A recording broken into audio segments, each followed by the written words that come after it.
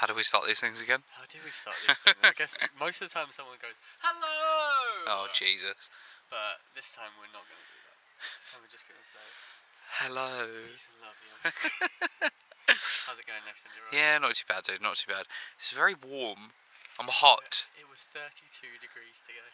It was Sticky. Yeah. Sticky. It was a little sticky. How did you spend your day? I spent my day being moist. Moist. Does anyone else have like a fear of that word being brought up? What, moist? Moist. Let's see if we can say it another 5 times. The theme of today's show is moist. Moisture. No, yeah, I'm good, man. I'm good. Things are looking up, I guess, in terms of our small bubble world and the global pandemic. We're lucky in a way. I mean, it's felt like such a breath of fresh air to be able to hang out with mates, to be able to get out of the house, see a few people. It's weird in a way that coronavirus in this country has been very much like one section of time where nothing is going on, complete lockdown, and then it's been suddenly like the bars are opening on July the 4th. Yeah, I don't know. I don't really agree with all that madness and stuff, but I'm a bit the same to me. It's a bit much. Are we in control? Can we do anything? The big question's asked. No. Exactly. We just have to kind of like go with it, don't we? I'll tell you one thing I'm genuinely excited for though, and that is when the cinemas open. Yes. There's like a long list of films. I remember, hopefully some people would have listened back in March, when just sort of pre-lockdown, and we kept sort of name dropping the films that had stopped filming, or they'd got the production of the film was finished and stuff, and they had to push back release dates and everything. True, yeah. I'm quite intrigued to see what cinemas do with that. Yeah, me too. I guess the presumption I've got in my head is films like X-Men, Black Widow, James Bond, Mulan, like films that were meant to be coming out in these months. My presumption would be is that they've just got them in a lockbox, held away somewhere, and they're just waiting to be released. Like, is that how it works? Well, I heard today that Matrix 4 is now restarting its production, so it's exciting, I guess. I wonder what that's going to be like on set. I wonder if we're going to get some interesting stills of what it's like life on set within social distancing. Yeah, that could be quite interesting to see. Yeah. What kind of thing are you looking forward to seeing at the movies? Like, so if you were to go to the movies as soon as they reopen, what kind of thing are you expecting, and what kind of thing would you be looking forward to seeing? Well, I'm definitely looking forward to James Bond, obviously. We talked so much about this. Yeah, we did, definitely. You guys are bored of it, but it just looks like it's going to be, your classic kind of... there was Skyfall and Spectre, which were kind of one of a dozen, half of the other dozen of the other, whatever it's like.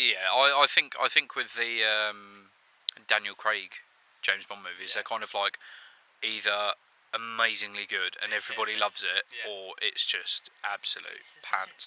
He doesn't seem to be having a great time, so I'm kind of hoping. You look at the other James Bonds, like the characters, the actors that have portrayed the role, and you wonder how many of them are actually would you rate as like really good films. Well, there you go. Like, I mean, for me, I probably grew up. Obviously, I grew up in the 90s, so for me, it was more Pierce Brosnan was the James Bond of my time. And if you look back at those movies, he had GoldenEye, Tomorrow Never Dies, The World Is Not Enough, and Die Another Day. Yeah. How many of those would you say were good? GoldenEye was brilliant. Yeah. I don't know whether I'm saying that just based on the film or the N64 game, but like GoldenEye was good. But the other ones... See, this is the thing. I have a kind of like mixed feeling about that because I loved Die Another Day. Oh my god! Film. Even though when you look at it as an adult and you look at it like objectively, and you see that there's so much like scientifically wrong with it, so many imperfections. Just wrong. But at the same time, good films, really like good entertainment. So, would you say the sun is chasing him, and he's in a car on ice, and he's going at 150 miles an hour? It's true. It can happen. Yeah, so, would you say that Die Another Day is the best James Bond movie? Jesus, no. What would you say it is? Ooh. Oh, GoldenEye. GoldenEye. Yeah, it'd either be that or Goldfinger. Yeah. Okay, The one where it covers her in gold. Yeah. In gold paint on the bed. Cool. Like, that's really, really good. I love that. I actually really liked Timothy Dalton's James Bond. I liked License to Kill. Yeah. You saw that one? Timothy Dalton was an underrated James Bond. Was he the one that only had one? So she had Sean Connery, Roger Moore, Pierce Brosnan, Timothy Dalton. Was Timothy Dalton the guy that only did one movie? I think he did 3. I think that wasn't the one. Who was it that did 1? There's another guy. Sure. We're never going to remember his fucking name. I'm not. No, please. Yeah.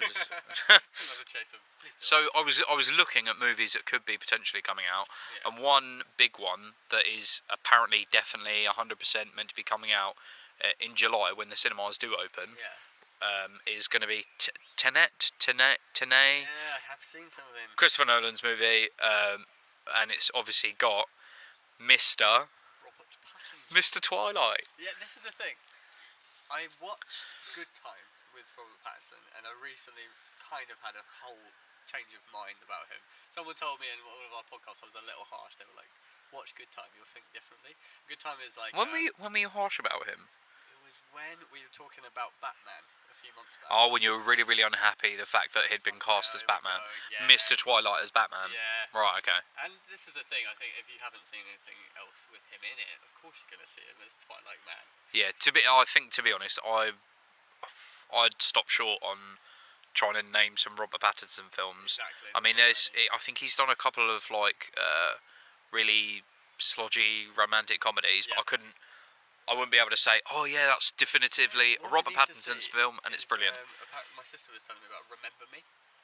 Yeah, that's the kind of thing that I'm thinking about. It's really like heartbroken at the end of it. I need to see that, but genuinely, good time. I will recommend it. It's kind of fast paced. They used the same director in a recent release because of the style that he goes with, which is very much like everything's continuous. Like there's a real feeling of movement throughout the entire film. Okay. It's pretty. What's the word? Gritty, I would say. Pretty gritty film. Grit. Pretty gritty, but I think other than that. Yeah, Tenet looks strange. What did you get from the trailer? I've watched the trailer a few times, and I'm equal parts excited as to what I am a bit confused. I mean, there's so many things that get mentioned in the trailer that they get name dropped. So World War III gets name dropped. There being like a nuclear holocaust gets mentioned in the movie. They're actively in the trailer like turning back time, or there's a force there that's kind of doing something that you can't see. I mean, they're all. Isn't there a case of Wanted with James McAvoy and Angelina Jolie? Oh, jeez, Didn't yeah. have a little bit of a hint of that, with bending bullets and things. I remember there was a bit of time travel with. Yeah, it was. Yeah, it was. You can shoot backwards. That was what it was. You can shoot backwards, and at that point, honestly, I looked at it and I thought, I don't know how excited I am about this now. So I'm still quite excited about it. I mean, in my mind, what you need to keep, in your thoughts is Christopher Nolan. Like, I mean, did you enjoy Inception? And what was your first thoughts? What were your first thoughts when you saw that trailer, the teaser for that? You probably thought like, what the fuck is this? I felt that was different though. I felt like there was a lot going on. But the other thing is, he had these really big names. The casting, that was exceptional. Yeah, so I mean, the cast for this one doesn't kind of incite me, and with so much like in Inception, you had Leonardo DiCaprio, you had Tom Hardy, you had Joe Gordon-Levitt, you had JGL, you had Ellen Page. Yeah. Like you had a lot of these like big stars or people that you've seen a lot of things of, so you can kind of, I wonder what this person's going to do, so on and so forth. I mean, even like Tom Hardy, like he didn't really have a big role in that movie, did he? All pre-massive fame. Yeah, something like he really took a back seat in that movie. That was really that was Leo D's kind of thing, wasn't it? Yeah. But speaking of Ellen Page, by the way, just a quick sidetrack. I just played a game called Last of Us 2. Have you heard of it? yes, she does the voice for the girl, doesn't she? See, I thought she did. Is she not? I was sure she did. Cause I'm pretty sure she did the voice for the first one, if she doesn't do it for the second. this is the thing. There's 2 games, and she was actually like the starring role of one that was kind of similar. but it isn't her in Last of Us. Really? In Last of Us 2, she's more grown up, and you could swear they've based the actual character on Ellen Page. Like, everything she says, I was like, this must be Ellen Page. Yeah. Getting more and more, like, and then I googled it, I was like, someone I've never heard of. It's crazy. Just some random voice actress. Yeah. Madness. There was also rumours it was going to be one of the characters in Game of Thrones that voiced Joel. But Okay. no, I did hear that they wanted to make like a TV series kind of based on The Last of Us. That might be what I'm getting confused with then. That might be it. Maybe No, I presumed that. I did think that Ellen Page did voice the character, yeah. so. It's very strange how much they must have been like, can you just do your best Ellen Page impression, please? Yeah, please, can you just sound like you're from Juno? Is that okay? Exactly, just go with it. So, yeah, no, it's incredible, though, by the way. The first level, you're playing guitar. It's a zombie game. You're playing guitar. Like, That's pretty it's just cool. got such a range. It's such a great game. Yeah, I'd rate that. I played the first one. I haven't played the second one yet, but the first one was great. Good games. So, going back to Tenet, however you're meant to say it. Tenet. Yeah, Tenet. Tenet. Like it does just look like the trailer is meant to fuck you up. It's supposed to be confusing. Yeah, it's meant to be confusing. You're meant to go into that movie not knowing what to expect, which is what I come to expect from Chris Nolan movies. Like that is, that's kind of his thing. He likes not knowing. He likes the audience not knowing sort of where to start with the movie, which is really good. Yes, that's very true. And he kind of like he doesn't let too much show within the trailer so that there's so much mystery behind it. I was going to say, during lockdown we watched Dunkirk again. Have you seen Dunkirk? Yep, seen Dunkirk. What do you think of that? Tom Hardy again? Like it's good. Like I can objectively watch that movie and say, yeah, that's a good movie. Like, but for me personally, I'm not really a massive fan of these wartime movies. Yeah. They don't really. Did it feel like that to you, like a bit of a standard wartime film? Yeah. For me personally, yeah, it kind of felt like same thing with 1917, like and Saving Private Ryan and stuff like that. I think maybe Saving Private Ryan kind of breaks the mold a bit for me, just in the way that they tell the story. Well, it's that good, isn't it? Yeah, but I kind of feel like with Dunkirk on 1917, I'm just not really a massive fan of these war anthologies, where they're. It's a shame, man, because I think for me, I watched 1917 and as I reviewed it, I was just like, it was incredible. But Yeah. I think that's the thing. I think it is a story that's very well told. We've heard it all before, but with Dunkirk, we knew the story well. I loved how he filmed that. Like, I loved the way that moved and how the timeline was all kind of mashed up, and then characters were coming into it, and you're like, wait, what time frame are we in now? And it skipped ahead, and that's the same character that you've already seen. I do quite enjoy that though. I like it where a movie makes you think. To an extent, though. Yeah, I mean, you don't have to go around and mess with the time frame just because you wanna. Just because you want to. Yeah. Because look, it looks a bit cool. Yeah. I've got a really shit story, so let's mess up the time frame to make it a bit. But I think if we go back to what we were saying about Christopher Nolan, he kind of that's what he's doing. Yeah. He wants you to go into that movie not knowing what the fuck to expect. So he wants you. Get a bit more though. I mean, it is only a teaser trailer, I think. Yeah, I think it's only about 2 minutes.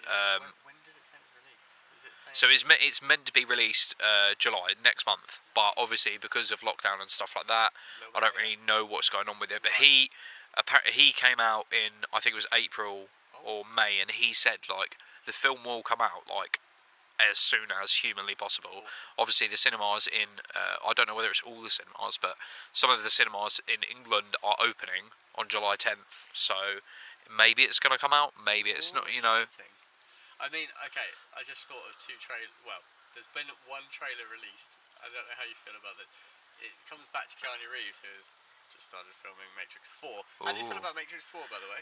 Dude, I've really lost patience with the Matrix. I think we all do. I mean, number one. Did anyone else just sigh? I wonder if anyone else just sighed when they saw Matrix 4. I'll tell you what it is for me. The first movie is, the trilogy of movies is just typical Hollywood. Of someone's gone in there with an amazing idea that no one has yet thought of. Like The Matrix is brilliant. Do you want the blue pill? Do you want the red pill? Like, and it's just that whole I love pre Keanu knowing about the Matrix because it's just him just in life, and that's just what. I get what you mean. I know a lot of people don't. Neo. Yeah, I don't like. I think some people don't really enjoy that whole. Oh well, I want to go to the film. I want to go see a movie to kind of escape and lose myself and everything like that. And seeing people just kind of go about their day job is a bit mundane. Yeah. But I just love the contrast of him going about this mundane life, and then he just gets this once in a lifetime opportunity. Do you want to find out all the things in the universe that you could possibly fucking know? The meaning of life. I mean, it's everybody's dream. Really. It is exactly. What is all this? Yeah. So I think that is really, really good. The concept is brilliant, and just the fact that it spawned so many conspiracy theories, or just so many people. It's a real question asking movie. It comes back to like Plato's Cave, and it comes back to like Truman Show. Very similar. Yeah, exactly. But they always make for incredible films, don't they? I mean, that first one blew my mind. Reloaded, then you felt like it was getting a little exactly. bit heavy. So this is very CGI heavy. This is what I mean by Hollywood kind of takes the reins. It's like someone's come with this really great idea, and they've shot it, and then. Did you know what they did with the first one? What? They filmed the whole first sequence with the budget they had given them for the film. Wow. And just because they were like, this isn't going to cut it, but they wanted to show how great that original idea was. And then they presented, this is the first scene, we need more money. And they were like, fuck yes. Gave them however much, 300 million or whatever. Jesus. So, yeah, I mean, I really, really love that first movie. And then from there, it just kind of, they start talking to the Oracle and stuff like that, don't they? Yeah. And then you've got the white twins with the dreadlock, it became a bit convoluted.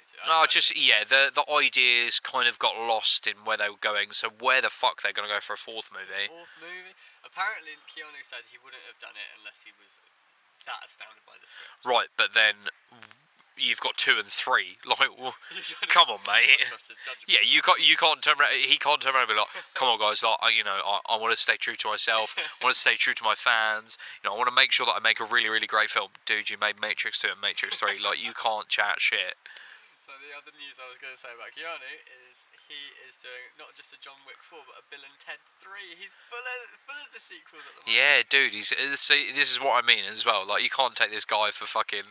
He's by all respects, he is apparently a lovely man. Yeah. He breathtaking. Yeah, he fucking he gives away most of his paycheck to the cast and the crew and stuff like that. Yep. And he's just an all-round nice guy, which is fair enough. But he's obviously got some bad choices in his locker, let's be fair. Gets locked in. No, maybe that's part of it. He just gets locked into something. He's kind of like, well, I'm part of this now. I'm just going on with it. But yeah, so Ted 3. Did you see the trailer? Yeah, Bill and Ted's gonna be cool. Yeah, I'm genuinely happy. I'm sure people are kind of like satiated. I'm definitely waiting now that they're doing a Bill and Ted 3 for Wayne's World, for another Wayne's World. Like that's kind of in my mind, Wayne's World and Bill and Ted kind of go hand in hand. Yeah. One can't live without the other. Nice. That's kind of how I feel. I feel like there might be a Wayne's World 3. Because I know there's 2. There's definitely 1 and 2. Is there a 3? Because I'm pretty sure there's not. I feel like they maybe tried one without the same actors. Oh, by the way, I was going to say, with Matrix 4, I heard that they're not going to use Lawrence Fishburne, who did the... Yep. What's his name in it? The guy. The dude that offers him the pills. Hey, don't call him the dude. Morpheus. Don't call him the dude, because the dude is a completely separate entity. This links in nicely. Okay, so yeah, he won't be in this. What, we're talking about Jeff Bridges now? I recently watched a Coen Brothers movie.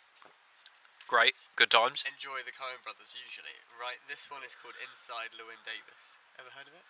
I have actually. Okay, what have you heard?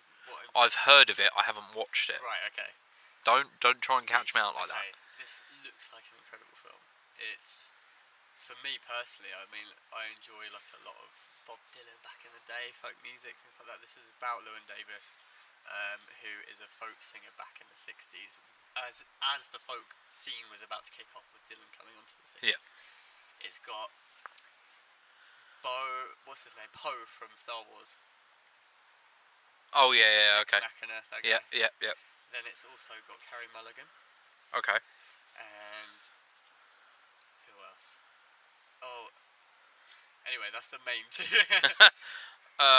Yeah, that's the main two. Okay, this is also because Coen Brothers come back to using the same actors a lot. John Goodman is also in this film. John Goodman's brilliant. He's great, isn't he? Yeah, he's perfect. He has a good role in this. The thing about this film was quite metaphorical. So even some of the characters that he meets. Okay, so Llewyn Davis is. You see him at the beginning of this film. Genuinely, I had to Google what the hell this film was about. It was that convoluted and that metaphorical. Oh wow, okay. At the beginning of this film, you see him playing a song in front of like a bit. It looks like a bit of a dive bar, but at least like he's getting a fairly good reaction. It's one of his originals. Yeah. You find out that quickly that he was in a band before. It was him and one other guy, and that guy had died. So now he's trying to make it as a solo career. And sounds like he's hit some tough times. He's hit some tough times because the first thing that happens, he goes outside and he gets punched by someone. This guy, this strange man in the alleyway, kind of like he's clearly got a problem with him. Gives him a good thwacking. I didn't like your rendition out there. And you do wonder why is this guy so mad? And then he kind of recuperates at Carey Mulligan's, who turns out to be a woman that he's kind of really pissed off. She's not a happy woman, and she blames him for like making a move on her when she's actually with Justin Timberlake, who's in this film as well. Justin JT, the JT. Whew. Not as himself, obviously. Oh, but so they're like a singing couple. They go on stage and they do this piece, and everyone's like, "I would definitely fuck that." And he's slept with her, but it's not a nice relationship. He keeps having to crash at hers. He's trying to crash at everyone's house, really. Then he eventually goes on this trip to Chicago where he's got like John Goodman in the back of this. So he doesn't get really like a context. Also, who does John Goodman play? What's his relation? John Goodman is playing a jazz musician who's kind of like, he's kind of got so much experience, but he wants to tell everything that's happened to him all of the time, and it just becomes a bit frustrating. Yeah. So he's kind of like this arrogant musician. Then you've also got this guy that plays Nick Cassidy, I think his name is, in On the Road. Okay. You would definitely recognise him as one of my favourite actors. I can't remember his name. He's the taxi driver, basically. They're going down from New York to Chicago, and they're both metaphors for what Llewyn Davis could become. And this is something I had to research afterwards. Right, okay. He is what Llewyn Davis could be. Like, he could turn into this kind of like aged, faded musician, but like that's just got so much like oomph and circumstance and wants to tell you how much he knows all the time. Or he could become this poet who's like kind of so obsessed with just his writing, but he doesn't want to say it. This is the thing, the guy is so quiet, completely inarticulate for the whole film. He's just smoking a cigarette. Like he'll mutter some poetry and that's it. And they don't have any more of an interaction on this journey for like an hour down from New York to Chicago. So the whole movie is him struggling. But no, I meant the whole movie is him in that car ride. So no, that's not the entire. Oh right, okay. Gets to Chicago. It sounded a bit like that other movie that you wanted me to watch just then. Was it Matt Damon one? Jerry. The one where they go on a walk or something. And the walk goes on forever. I still recommend seeing that just because it was just like, can you last? Can you last throughout this film? Well, Stan still hasn't actually finished it, so anything could have happened. Jerry could have showed up right at the end and been like... guys, nothing happens in that film, trust me. Matt Damon and Casey Affleck.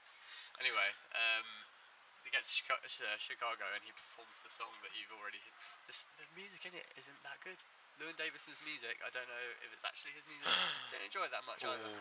And you finally think... That's a rough take by Stan. Do you know what? You're thinking the whole film, surely something's got to come out of this. Surely he's struggling for a reason and he's going to break some boundaries. Yeah, you're looking for like a big crescendo of a happy ending. Exactly. Something akin to, I don't know, Johnny Cash or something like that. Exactly. But you don't. Sorry, spoilers, guy. You don't get that. You just see a man struggling with a real like passion for music. he gets rejected in Chicago and goes back home, and then he kills. The front cover is Poe with his cat, and that's Llewyn Davis, and it turns out that he runs his cat over on the journey home from Chicago. Anyway, nothing. So he's got nothing. He's got nothing left. Nothing, and then he gets back, and Carey Mulligan's still pissed off with. Basically, the film is apparently commenting on how life can throw you into a constant cycle of habits where you're kind of taken into something that you can't really avoid, where he's playing these shows and getting drunk and sleeping with the wrong women, etc. But he can't really escape that cycle. But then it also comments on sometimes life gives you just that knockdown punch and you can't get back up again, because at the end of this film, not a happy ending at all, the opposite. You literally get Bob Dylan comes on stage. This is how, the first scene was him getting punched, right? Yeah. Playing his song. He plays his song, but then this lovely old woman comes on with her strange kind of 16 string, and he starts heckling her because he's pissed off because he's just found out the bar manager also slept with Carey Mulligan. So Holy shit. Drunken, he starts going, "Show us your panties" and stuff like that. Everyone gets pissed off with it, gets chucked out, and that's the guy's, the woman that's playing, her husband, sorry. So that's who punches him. Who punches right, him. Okay. Well, at least we found that out. So, at the end of the film, Bob Dylan starts playing, and he's playing Farewell, and the end of the film is him having been punched, and this time he says goodbye to the person who had punched him, he says au revoir, and then that fades out with Farewell playing, because it's also commenting on sometimes life gives you that knockdown punch and you can't get back up from it. How sad is that? I mean, so there, Inside Llewyn Davis. That's your entire synopsis. So you're not happy. Not thrilled. Not a good watch. It had potential. I just feel like maybe as commentary or satire or something, it has some voice, but didn't do anything for the viewer. I mean, it was all kind of downbeat. Also, Star Wars. What's his name? Long hair. New. Oh, what? Kylo Ren, Adam Driver. Kylo Ren is also in this film. Adam Driver's in it. There's this amazing scene where you got Poe, Adam Driver, and Justin Timberlake playing a song together, and that's and really it's weird. Terrible. It's called like "Sorry, Mr. Kennedy" or "I Killed Mr. Kennedy" or something like that. Okay. And Kylo Ren the entire time going, "Oh, wee," like just making noises, and then this person he says, "Who wrote this?" And Justin Timberlake goes, "I did." Are they like a barbershop quartet? They're like that, yeah, kind of folk version. And then you see his face like, oh god, really? So yeah, not a great film. But Coen Brothers, all in all, I mean, I've always respected their work. I was just very surprised that they went. What else would you say is kind of like your peak? Well, Big Lebowski, I think. Yeah. I think the same as you. Yeah, I think Big Lebowski is just. It's a fine piece of cinema. It is. Although I couldn't actually envision watching that at the cinema. Yeah, that's very true. It's a very, very weird film. I think I tried to watch that with my girlfriend. Tried to sit down and watch that, and she literally I think it was. To be fair, I think we got quite far into the movie, but there's one scene where you get these people that are painting a canvas, right, and the woman's like swinging in naked, and she's getting people to swing in naked to paint the canvas, and she's literally just like, my girlfriend's just looking at me like, what are we watching? what the fuck is this? It's all about the dude though, don't worry about all this, there's all side piece for the dude. I love the fact that the whole thing of that Big Lebowski is you just like with the dude, you can just ride through whatever crazy thing happens, and you're with him on it, because he just takes everything as it comes. He's like, well, pass me another drink. That's kind of. It super made me want to try having a White Russian. That's the drink that he has. Yes, please. I also watched another film recently. It's called Days of the Bagnold Summer. I've never heard of it. Tell me more. This is written by Simon Bird from The Inbetweeners. Okay. He's writing Well, He's oh, sorry, writing he's things. directed this. What the fuck? He's a director now. Yeah. He's a director. Do you know what this film is? We're talking about Will from The Inbetweeners. Yeah. That's weird. It is weird. I mean, he's been given a shot already. Can we just stop and just kind of discuss how fucking strange that seems? Like you're talking about briefcase wanker directing movie. Briefcase wanker, indeed. Yeah. I 100% think on set to this movie, you could just imagine him sitting down in his director's chair, and he's yelling some orders to some stagehands and stuff like that. And then someone's just kind of nudged their friend on set, maybe an extra or something like that. He's just nudged his friend, oh, look over there. And then you could just imagine someone's just shouted out, oh, briefcase wanker. And then you could just imagine him, like, just having a little temper tantrum. I'm imagining him on, like, a really high-up director's chair, just proper throwing his toys out the pram. Stop that. I don't know why I've got this really, like, bad sort of blurred vision of him. He is Will, basically. He's probably a really, really nice chap. Yeah, maybe. But, yeah. I will always see him as well. I'm sure he must get that all the time. Do you know how old all those guys were when they filmed The Inbetweeners? Wasn't Neil, like, 28? They were literally, like... They're I think they're all in their 30s now, but like when they were filming The Inbetweeners, like they weren't late 20s. They weren't school age. Teenage. How I don't understand the magic of I say the magic of cinema, but the magic of the screen. How can you get people that are in their mid 20s to late 20s probably looking like they're teenagers? I don't understand it. It's very clever. I suppose a lot of people say like actors have to be. They have to look younger than they are because therefore they can give you that extra bit of emotion, you know. Yeah, I mean, fair enough. Fine, okay, I'll take that. It's amazing. I wonder how old Carly was for like most of the girls in that must have been. You stop thinking about Carly. I'm like Joe Thomas. You naughty boy. Okay, so this movie directed by Will. Directed by Will. Okay, so all it is a very British film. This, a Bagnold Summer. That's what I'd imagine. Is it like a film 4 production or something like that? I believe it is. Yeah. I believe you're right. Yeah. That doesn't surprise me. Yeah. They're probably like, oh, we've got a bit of money left over from The Inbetweeners. Yeah. Go on then. You can shoot your little half-hour epic. Do you know, it must not cost much actually. Looking at the budget and everything, like the actors aren't well-known actors. I mean, I've seen it's basically about a teenage boy and his mother, sorry. Her mother. And they're basically just going through a summer together, and it's that typical gothic teenage phase where he's just like, oh, leave me alone. And it's just like the entire movie, just this stroppy. I'll tell you what, I'm already intrigued because that just sounds like me when I was like 14. It's so relatable, Nathan. That definitely sounds like me. You need to watch it. It's very relatable. It hits home so hard. There's like some scenes where they go on a holiday. Oh, and she takes brilliant! them to like fucking like Bognor or something, and then he's there like, do we have to do this? And hating every minute. She goes, we'll go to the fudge factory, and lo and behold, I think it was the guy from,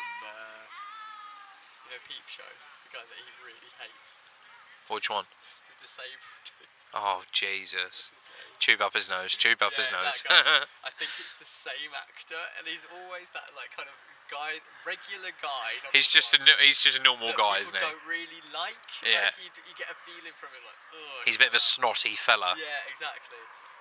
And he's a fudge maker, and he gets him to come up, and he's like, God, what's his hair like, eh? Like, and he's just taking the piss out of him the entire time, slyly, in a way that he can do nothing about, and this guy's just there, like, balling up. He does do those kind of those roles a lot. You are correct. He does that kind of like weird, putting down, making side comments humour. That's just him. Oh, well, I'm sorry, Mark. Did you have something to say? Yeah. That sort of thing. I think one of my favourite scenes of him being a dick is when Dobby gets Peep Show. Yeah, when Dobby gets with, I think he's called Simon, the new fella, and they go and watch Superhands and his band play, and Mark and what's his name? Tube up his nose. It's gonna annoy us. Fuck, that's really pissed me off now. Yeah. Anyway, so something like that. Gerald. Jerry. No. Gerald. Gerard. Gerard. There we go. It fucking we got it. Oh, fuck off, Gerard. Right. So Mark and Gerard are at the bar, and Gerard does this really stupid walk. He sits down really awkwardly on a bar stool, and they make some snide comment about the music, and then Gerard just turns around and he's just like, "Yeah, it's really really bad sometimes, isn't it, when couples like don't agree on the smallest of things." And literally, like, that's just like the end of the scene. It's just like, okay. I think he's quite good with those like sort of sarcastic quips. I've seen him in a few things. I didn't mean it as a snotty remark about the film 4 thing, because I do tend to really enjoy film 4 productions. Totally. But you always do seem to get like the same sort of cast of characters, not characters, but the same cast of actors. But I quite like that. He was in End of the Fucking World, Series 2. He was. Yeah. That was him with the beard. Yeah. I think if you looked at Gerard's resume, you'd probably find that he's like a side. As well, right? Yeah, you'd probably see him as like a side part in a lot of movies. Yeah. I saw him a lot on Armstrong and Miller show as an extra. Yeah. That was a similar thing. So the movie, what was the movie called? This is called The Days of the Bagnold Summer. It sounds to me a lot like. Have you seen Little Miss Sunshine? Yes. Yeah. So it sounds to me like Little Miss Sunshine. To get through something kind of regular, but And they do. They go on like a little trip, don't they? And they've got the boy. I can't remember his name, but he wants to be a pilot. Yeah. He's colourblind, and it just reminds me of that whole movie. Like him, just kind of he's taken a vow. He's taken a vow of silence until he can reach his goals, and then he finally realises that because he's colourblind, he can't be a pilot. He does a colourblind test with his sister in the car, doesn't it, on the van?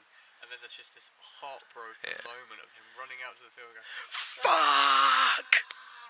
And you just feel so bad for him. That's his life's dream. Oh, that was an amazing film. It's weird now that what's his name, Michael Scott, is in that film. What, Steve Carell? Steve Carell. Yeah. There we go. Thank you.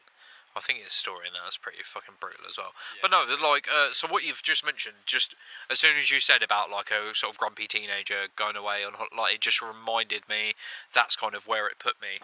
Yeah. Like, would you say that's quite accurate? Definitely. Yeah. Very Okay. kind of, and it's got that kind of in between as humour in the same way, but it wasn't hilarious. It wasn't like rip-roaringly funny. It just really well summarised exactly what that would have been like. Like at the beginning of this film, the teenager has this huge expectation of going to live with his now stepdad.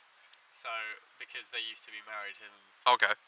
and so he lives in Vegas and he's got 3 sports cars and all this, and it's going to be amazing. And then he gets the call, we're about to have a child, so actually it's not the best time. You're going to have to stay with your mum this summer. 6 Brilliant. weeks, just with his mum. Oh. And their surname is Bagnold. And also Rob Brydon is in this film. That's the other one. Is he the? Please tell me he's the stepdad with all the cars. I'll tell you what he plays. He plays a teacher who is just really kind of like flirty, creepy. Like he hits on her at the library. She works at the library. This is the mum, and there's just this cringy feeling. He's like, well, I'd certainly like to take one of these out. How about if I take you out? Oh. He's really good at that kind of like creepy stuff, though, isn't he? Do you think Rob Brydon really kind of fancies himself? Because Mum was saying maybe he does. I was like, I kind of get that impression from him. Nah. He has to do it for like, would I lie to you, etc. Nah. He's all right, really. He's a humble chap. You think he's more like Bryn? Well, I wouldn't say it's quite like Brim, but yeah, I don't know. I just kind of get the shit. You've got to take him. Whoa. Golly gosh. Here we have the majestic swan in its natural habitat, coming off of the river at approximately 50 miles per hour. Would you say so? Maybe slightly less. Holy fucking hell. Anyway, so yeah, that's the couple that I've seen lately. Have you seen? Oh, fair enough. I've watched things. Okay, right. Like Thanks, Nathan. No, I don't. I've been catching up again with Ozark. I still haven't finished. I'm getting there. We'll do a full Ozark review. When we Dude, okay, so just to recap where I'm at, and spoilers ahead for anyone that's not seen it. Dude, I'm coming to the end of season 2, and motherfucking Darlene, She kills her fucking husband. Dude, this one was That brutal. See, that is proper. So for me, I loved the way that they started the episode with their how they started their relationship, or what you presume when they're younger. And I love the way that that gets bookend in the episode. But that's fucking brilliant. And I love the fact that they just come to this conclusion of, well, he's just realised that she's a fucking nut job, and he's got to kill her. crazy, yeah. He takes a knife with him. They go on this little walk, and he stops, and he's just like, okay, cool. So it's about to happen now. He's walking up to her, and he just falls. It's like, what the fuck? She's like, cyanide in your coffee. I swear she said that she made it from cherry pips. Is that a thing? Can you make cyanide from like that's mad? You see how deep they go with everything in that series, like how much research they did in order to. God, and they've got heroin crops, don't they? I was so I know this is going to sound really stupid, but yeah, like I didn't realise that that's how you make heroin is from poppy seeds. Slightly strange because you see poppy seed fields a lot, right? Like that's kind of common. Surely there must be so many checks for those guys. How many drug these farms? Simple farmers. Like, what are you doing with these? A whole field of them.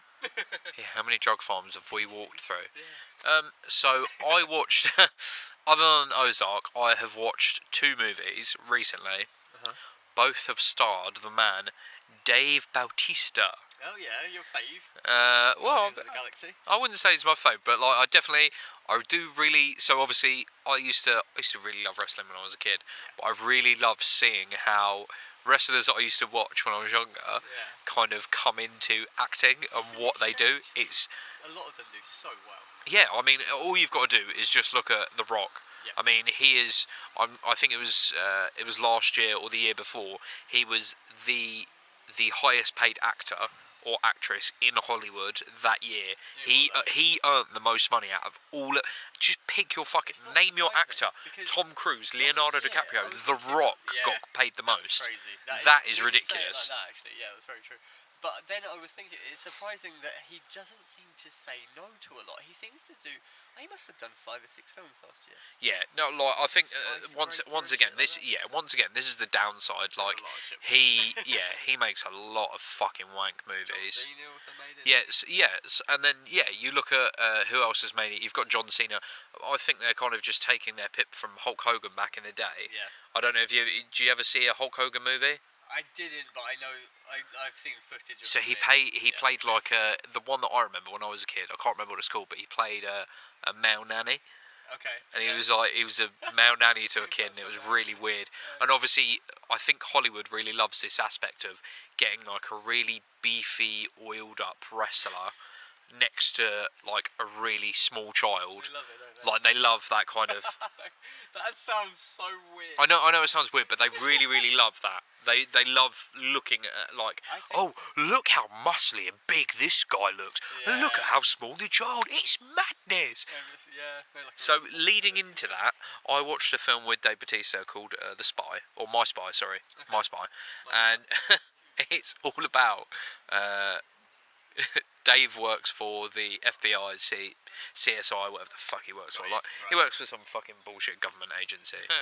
I put it on. I watched like 30 seconds of a trailer, and then I stopped the trailer dead because I was like, I laughed at about 3 or 4 of the jokes, and I was like, yeah, fuck it, I'm gonna put this on. I got nothing better to do, so watched it. So he works for like I don't know, FBI, CSI, or whoever the fuck it is, and he's really, really down on his luck. Ken Jeong plays his like managing director or whatever of where he works. And he's basically like, right, I'm gonna give you one last job. If you fuck it up, you're gone. And his last job is he has to go and do surveillance on some woman. Obviously, the surveillance person he gets put with is like this proper tech geek who she doesn't, she's not a field agent, as it were. And he's basically just got to watch over this mother and daughter combo, and just literally just watch them and wait for this bad guy to appear. When he appears, they'll sort some shit out, call for backup and stuff like that. Okay. And within the first, I think, like 20 minutes of the movie, he gets found by the daughter, and the daughter's just like, "What the fuck are you? You like you secret agents or what?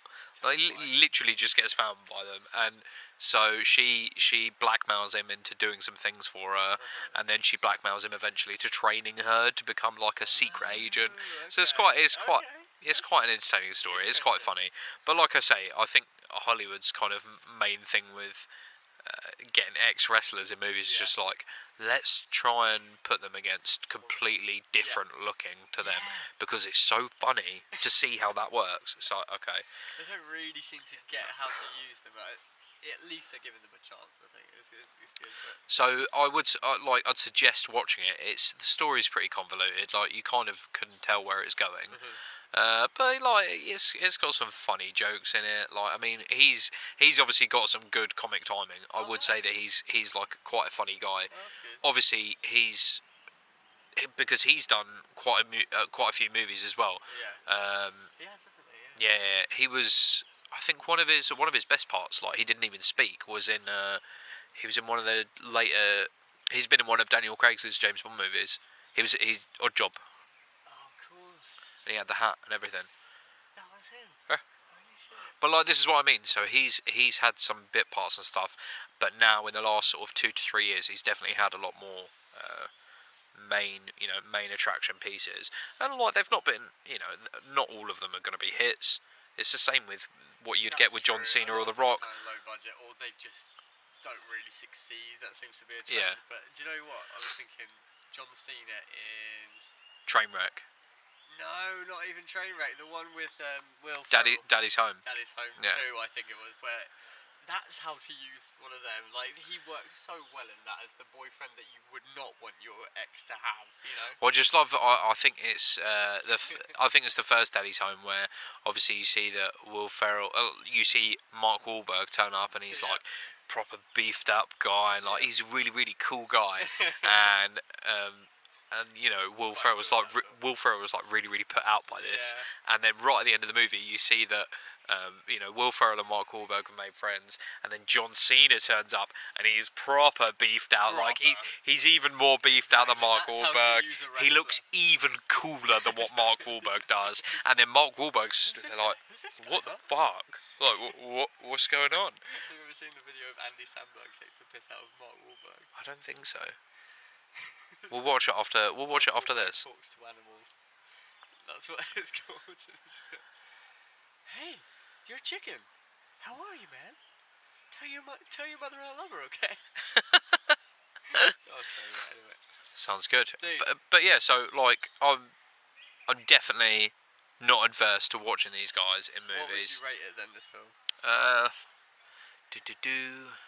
I'm gonna go with kindly on it. Yeah. I'm gonna say 6.5 out of 10. Decent. Okay, yeah. You're good, sort of run-of-the-mill, decent film. Yeah.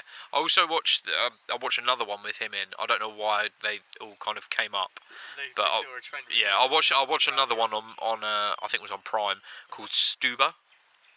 Okay, never heard of it. So again, he plays like a fucking secret police operative agent person. Yeah. But it's really stupid, the concept of it. So he's wearing glasses in the first like 10 minutes of the movie, and then he has to get laser corrective surgery. Oh, no. And then he gets the laser corrective surgery, and obviously with that you can't see for like, I think it's 24 hours or 36 hours or something, and your vision's really blurred. Yeah. And so he starts getting Ubers around to all these secret missions that he's doing, and his Uber guy is Kumail Nanjiani. Okay. Do you know who that is? No? Have you seen a movie called The Big Sick? I have. I'm fairly sure I have. I don't remember. Okay, well, it's the lead guy in that. He's a really, really funny comedian. Cool. But anyway, so he plays this guy's Uber agent, and it's just like that for me was brilliant, just to see once again that you've got big beefy guy, someone completely different. Yeah. And how it's just funny. The chemistry between I'd say that Stuber was slightly better than My Spy, but that's just my personal opinion. Nice. Definitely check them out though. I will do, yeah. I'll have a look. But I think that's pretty much it for tonight, right? Yeah. And why don't we call that a wrap? Let's call it a wrap. Cool. Oh, you can finally see us. Hey. Guys, we've been here the whole time. You just saw some human-like shadows. Here we are. Anyway. It's been a lovely episode, and I hope you've enjoyed this. Yeah, please just listen to us. Go through our YouTube videos. Beg you. Go through our YouTube videos. Listen to us on Spotify and stuff like that. That'd be great. There's a thumbs up for you there. Yeah, perfect. Thank. Bye, guys. Bye. Social distancing.